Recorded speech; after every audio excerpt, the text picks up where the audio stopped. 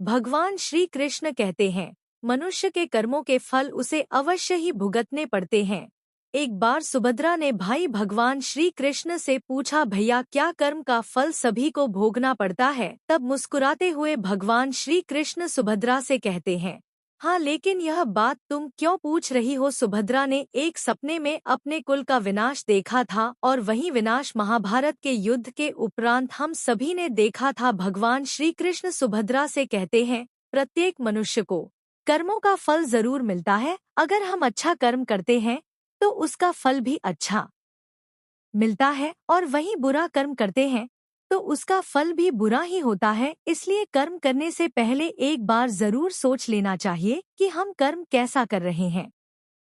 उस कर्म का वैसा ही फल हमें जरूर मिलेगा। इसलिए कभी बुरा कर्म मत करना, और तो और उसके बारे में सोचना भी मत। इस मृत्युलोक पर कर्म फल के सिद्धांत से कोई नहीं बच पाया है। स्वयं मुझे भी श्राप युक्त होना पड़ा है। श्री कृष्ण कहते हैं कि सुभद्रा, मैं तुम्हें इसी विषय में एक कथा सुनाता हूँ, तुम इसे ध्यान से पूरा सुनना। तब श्री कृष्ण कथा आरंभ करते हैं और कहते हैं, सुभद्रा सुनो, गौतम नाम का एक राज्य था। वहाँ के राजा का नाम धर्मेंद्र था। उनके यहाँ बहुत पूजा पाठ और मन्नतें मांगते हुए एक पुत्र का जन्म हुआ। वह राजा बड़ा ही धर्मात्मा, न्यायकारी, प्रजा प्रेमी और ईश्वर का भक्त था। उसने महादेव का मंदिर बनवाया और एक ब्राह्मण को उसका पुजारी नियुक्त किया। वह ब्राह्मण भी बड़ा ही सदाचारी, धर्मात्मा और संतोषी था। वह राजा से कभी कोई याचना नहीं करता था। राजा भी उसके स्वभाव पर बहुत ही प्रसन्न थे। उसे राजा के मंदिर में पूजा करते हुए 20 वर्ष गुजर गए, लेकिन उसने कभी भी राजा से किसी भी प्रकार का कोई प्रश्न नहीं किया था।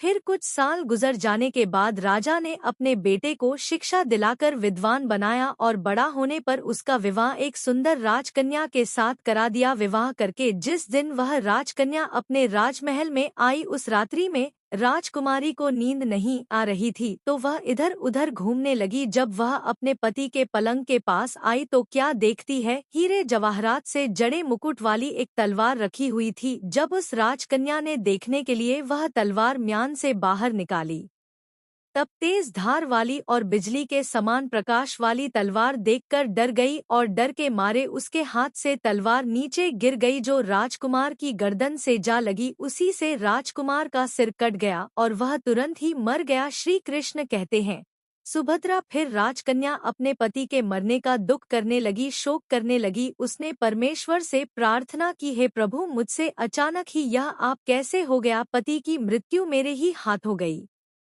आप तो जानते ही हैं, लेकिन राजा के सामने में सत्य न कहूंगी, क्योंकि इससे मेरे माता पिता और सास ससुर को कलंक लगेगा और इस बात पर कोई विश्वास भी नहीं करेगा। किंतु जब प्रातःकाल पुजारी स्नान करने आया तो राजकन्या ने उसको देख करके विलाप करना शुरू कर दिया और इस प्रकार से कहने लगी, हाय हाय, मेरे पति को कोई मारकर भाग गया, मेरे पति को कोई मार डाला। यह सुनकर के सभी लोग इकट्ठा हुए और राजा साहब भी आकर के उससे पूछने लगे कि किसने मारा।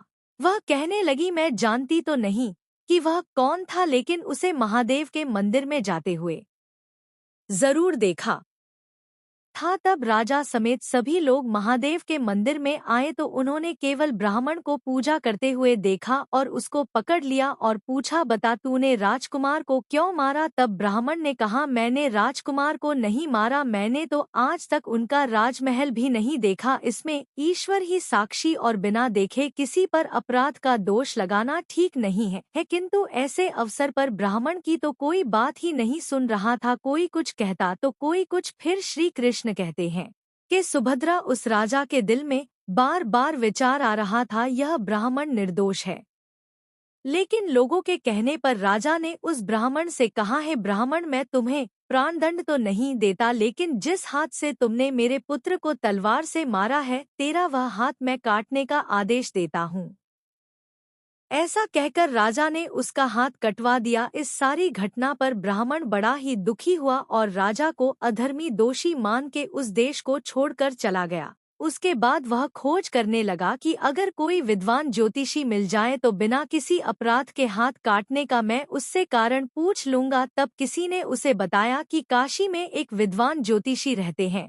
फिर वह उनके घर पर पहुंचा। श्री कृष्ण कहते हैं कि सुभद्रा ज्योतिषी कहीं बाहर गए हुए थे तो उसने उनकी धर्म पत्नी से पूछा कि माताजी, आपके पति ज्योतिषी महाराज कहाँ गए हैं। तब उस स्त्री ने अपने मुख से अभद्र असहाय दुर्वचन बोले और ब्राह्मण का भी अपमान किया, जिसको सुनकर वह ब्राह्मण बड़ा ही हैरान हुआ और मन ही मन कहने लगा कि मैं तो अपना हाथ काटने का हाल पूछने आया था, लेकिन अब तो मैं इनका हाल पहले पूछूंगा। इतने में ही ज्योतिषी जी भी आए और घर में प्रवेश करते ही उस ब्राह्मणी ने अनेक दुर्वचन तह करके उनका तिरस्कार किया, लेकिन ज्योतिषी चुप रहे और अपनी स्त्री को उन्होंने कुछ भी नहीं कहा। इसके पश्चात वह अपनी गद्दी पर बैठे ब्राह्मण को देख के ज्योतिषी ने उससे कहा, कहिए आपका कैसे आना हुआ। फिर उस ब्राह्मण ने कहा, आया तो था मैं अपने बारे में पूछने के लिए, लेकिन पहले आप अपना ही हाल बताइए कि आपकी पत्नी अपनी जुबान से आपका इतना तिरस्कार भला क्यों करती है, जो किसी से नहीं सहा जाता। आप कैसे उसे सहन कर लेते हैं, इसका क्या कारण है। तब ज्योतिषी महाराज ने कहना शुरू किया, यह मेरी स्त्री नहीं है मेरा कर्म है। दुनिया में जिसको भी देखो, अर्थात भाई पुत्र शिष्य पिता गुरु संबंधित जो कुछ भी है, सब अपना ही कर्म है। यह स्त्री पत्नी नहीं, मेरा किया हुआ कर कुकर्म है और यह बिना भोगे कटेगा भी नहीं। ना ही अपने किए हुए जो कुछ भी शुभ या अशुभ कर्म होते हैं, उन्हें नित्य रूप से ही भोगने पड़ते हैं, और बिना भोगे तो सैकड़ों करोड़ों सालों के गुजरने पर भी कर्म नहीं छूटता। इसलिए मैं अपने कर्म को खुशी खुशी भोग रहा हूँ और अपनी स्त्री की यातना को भी बर्दाश्त कर रहा हूँ, ताकि अगले जन्म में इस कर्म का फल न भुगतना पड़े। फिर उस ब्राह्मण ने कहा, महाराज आपने ऐसा क्या कर्म किया था। फिर ज्योतिषी ने कहना शुरू किया, यह हमारे पिछले जन्म की कहानी है। मैं कौआ था और मेरी पत्नी एक टिड्डी थी। इसकी पीठ पर एक जख्म का हो रहा था, फोड़े की पीड़ा से यह बहुत दुखी थी और बहुत कमजोर भी हो गई थी। मेरा स्वभाव बड़ा ही दुष्ट था, इसलिए मैं इसके फोड़े में चोंच मार मार के इसे और भी ज्यादा दुखी करता था। जब दर्द के कारण यह तड़पती तो यह देखकर मैं बहुत खुश होता था। मेरे डर के कारण यह सहसा बाहर भी नहीं निकलती थी, किंतु मैं इसको ढूंढता फिरता था। यह जहां भी मिले वहीं इसे मैं दुखी करता था। आखिर मेरे द्वारा बहुत सताए जाने पर त्रस्त होकर यह गांव से कई मील दूर के जंगल में चली गई। वहां गंगाजी के किनारे घना जंगल था, उसी में यह रहने लगी। वन में हरा भरा घास खाकर और मेरी चोटों से बच के सुखपूर्वक रहने लगी थी, लेकिन मैं इसके बिना नहीं रह सकता था। इसको ढूंढते ढूंढते मैं भी उसी वन में जा पहुंचा और वहां इसे देखते ही मैंने इसकी एक पीठ पर जोर जोर से चोंच मारने लगा तो अचानक ही मेरी चोंच इसकी रीढ़ की हड्डी में घुस गई। इस पर इसने अनेक प्रयास किए, फिर भी मेरी चोंच न छूट सकी और मैंने भी चोंच को निकालने का बड़ा प्रयास किया, लेकिन बाहर न निकली।